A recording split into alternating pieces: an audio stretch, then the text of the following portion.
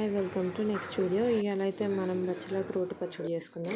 So దానికి కావాల్సిన బచ్చలాకు మంచిగా కడుక్కొని చిన్నగా కట్ చేసుకొని పెట్టుకోవాలి.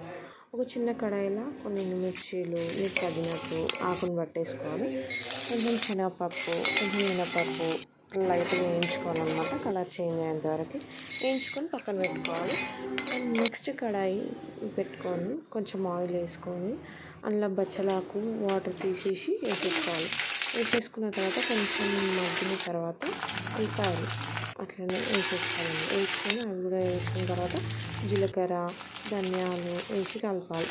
కలిపినాక కొంచెం చింతపండు నానబెట్టుకోవాలన్నమాట. నానబెట్టి చింతపండు వేసుకోవాలి, కొంచెం పసుపు వేసుకోవాలి. అంతే, ఇంకా కలిపి పక్కన పెట్టేసుకొని గ్రైండ్ చేసుకోవాలన్నమాట.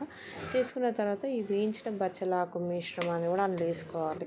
ఇది వేసుకున్న తర్వాత కొంచెం దొడ్డుప్పు వేసుకున్న తర్వాత చింతపండు నానబెట్టిన వాటర్ తీసుకొని అందులో వేసేసుకొని పేస్ట్ అయిపోయిన తర్వాత కొంచెం ఆనియన్ తీసుకొని కచ్చపిచ్చ ఇట్లా వేసుకున్న తర్వాత దాన్ని అందులో వేసి కోర్స్గా మిక్సీ వేసుకోవాలి. తర్వాత పోపు పెట్టేసుకుంటే అంతే, బచ్చలాకు రోటి పచ్చడి రెడీ అయిపోతుంది. చాలా సింపుల్గా ఈజీగా అయిపోతుంది అన్నమాట. Thank you for watching. Important thing ఏంటంటే మీకు రోల్ ఉందంటే ఇంకా మంచిగా రోట్లో నూరుకోవచ్చు.